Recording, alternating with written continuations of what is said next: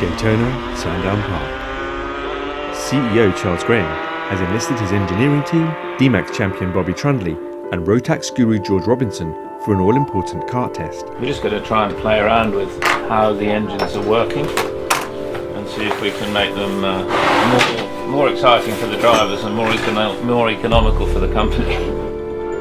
Bobby puts the kart through its paces to get a feel of how the karts are currently performing. George too joins Bobby on track to gain an understanding of the Rotax-powered Daytona DMAX.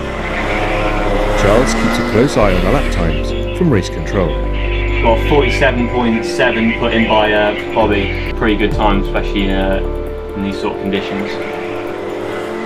Immediate reaction was that quite not really much throttle response between the corners, and you have to premeditate when you want to go to try and go a little bit faster. But the significant thing for me was that just past the start line where the cut through is, it takes off. And now we're having an adrenaline rush for, everybody. The back end was a little bit too happy, I'd say, but the brakes were good. The engine wise, it seemed to pull all right. I think it was, in DMAX terms, I'd say 80% now. Bobby races lots of different car series and has got lots of experience both in DMAX on different circuits and also different go-karting series as well. Okay for George to go out. Being able to hit the consistent lap times within 1 or 2 tenths for 10 or 12 laps at a go that's what makes the difference between a good driver and a really great driver.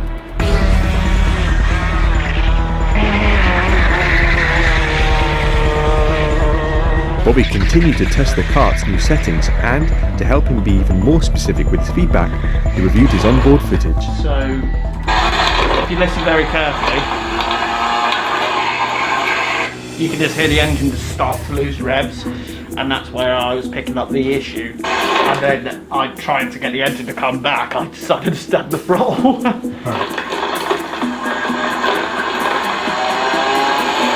there's me just pointing and now there's an issue.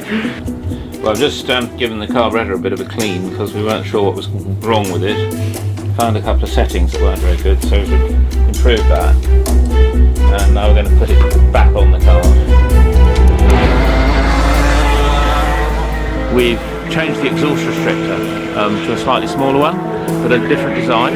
We've also gone to a smaller throttle opening with a smaller main jet, so we're using less fuel. That means we've managed to take a little bit of the high speed out of the end of the straight, but with this driver anyway, we're managing to keep the lap time the same because it's more drivable and exciting through the corners. So we're actually quite excited about this because it looks like we're kind of achieving what we came here for at the moment. In the last 30 minutes, things have taken a big step forward. The kart is so much more drivable. We've got a really nice smooth power curve now, where you come off a corner, you squeeze the throttle, and the power, the revs, the power build smoothly, rather than the classic two-stroke where you're waiting, and then off it goes like mad. So it's much more comfortable. It's a nicer drive, it's a better drive. We're probably a little bit quieter and we're probably using less fuel, so we're happy. Following on from our test last week at Sandown Park, which was very successful, where we managed to arrive at a more user-friendly, driver-friendly car that will perform well, with the engine restricted in such a way it will also use less fuel, we've come to the Milton Keynes venue in order to achieve the same again. It's performing adequately, engine power is consistent throughout the RPMs. A little bit bogging, but for the first car of the day I think it was really good.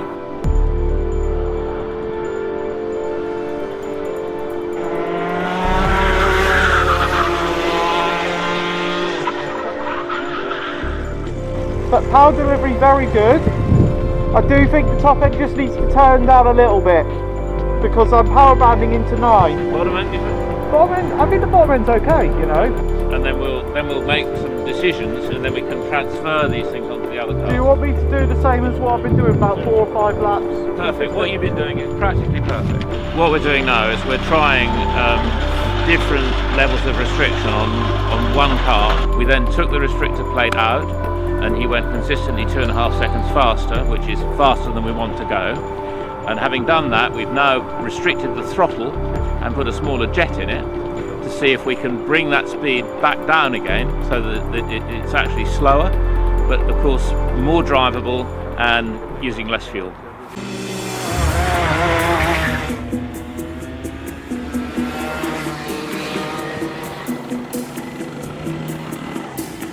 What we need to do is for the jet to get too small, so that actually it's running out of fuel and it's slower and all the rest of it. Then we go back up a little bit.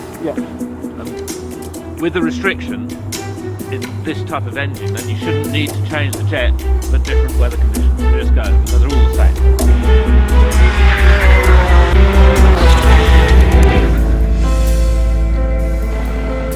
What are your impressions? I think it was a little bit not as much top end to the mid end, but I think the bottom end was about the same to the mid. Okay.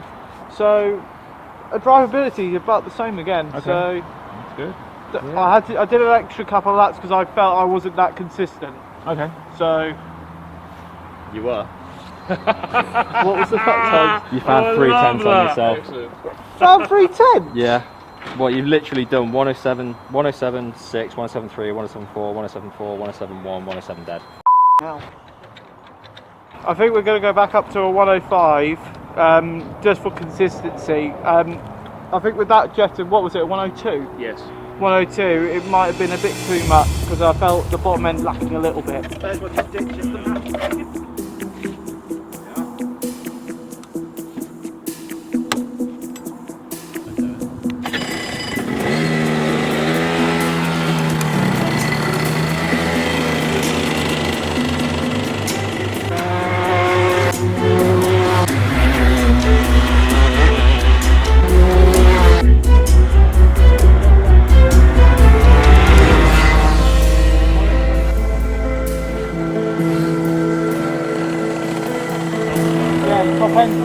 Yeah, you can see it coming out of turn 9. It's singing so much better now. It's like it's cleared up, so I don't know if you want to make any more adjustments. You like it like that? I do like it. Well, then let's leave it.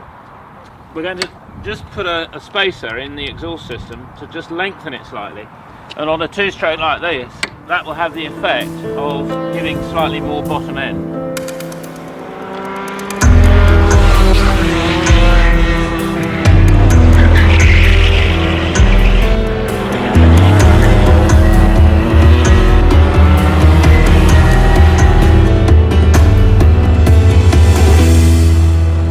Basically, we've gone all the way down to a lower jet. We've come back up a little bit because the lowest one, although it was fast, was probably not as generally user-friendly, and also the slightly higher one will be more suitable for all conditions. Yep. And what we've done, Charles, is we put a small spacer in the exhaust, which would normally give the exhaust a greater length and therefore a little bit more bottom end, a little bit more range. But under the circumstances of the way that it's restricted in other ways, with the dual cone in the exhaust and the carburettor where it is, it seems that at least with Bobby, he doesn't actually need that, and it's something that why have it if you don't need it? I mean, it's up to Charles. I'd say Charles, have a go with the exhaust out and then in and see what you think. Bobby, what did that spacer do? So the spacer, it affected the very bottom end, so let's say hairpin corner, it affected it, but just bogged down, a little bit more boggy. But just literally like let's say first couple thousand RPM, once it hits a certain RPM, it just kicks up so much better than without the without the extender. Okay. So probably for Sandown, it'd probably be working because Sandown's more high speed flowing. Whereas here, obviously, it's more bottom end. I think we want to try and standardise as much as possible. Yeah. You really liked it as it was at Sandown. Yeah. The test without the extender, if you like, was the most similar that we've been today to how we were at Sandown last week. And I like it. To keep the continuity going between the venues, I'd like to try and do that. So I think we'll go without the exhaust extender. So at the moment, bar that, you've got a solution here. Pretty much. And I think you've got a solution for the interim with jetting. Yep. So what I'm going to ask you to do, George, is to write to me. Yep. Tomorrow, next day, Monday, whenever. Yep. Say to me, here's my proposal for Sandown. This is what we found for now. Yep. Here is my proposal. If we're going to go in the box in a minute, we're going to see what we've got. Yep. And you're going to go, yeah, I've got 30 of those, and we'll do that. And here's our solution next month Yeah. at Sandown Park. Yeah. And then we'll move on to the exhaust pipe in Milton Keynes. Yeah. How does all that sound? Yeah. Well done. Yeah, good. Well done. Good. After 2 days of testing, the team are delighted with how the DMAX karts are performing. George Robinson's Rotax experience has been invaluable to ensure the team squeezed every tenth of a second from the two-stroke engines, and very slight changes were made to maximise Sandown Park's long fast straights and Milton Keynes' challenging technical corners. The final result has been more feedback and performance in the bottom end round the corners and smooth power band delivery during acceleration, ensuring that Daytona continues to have the fastest arrive and drive go-karts available in the UK.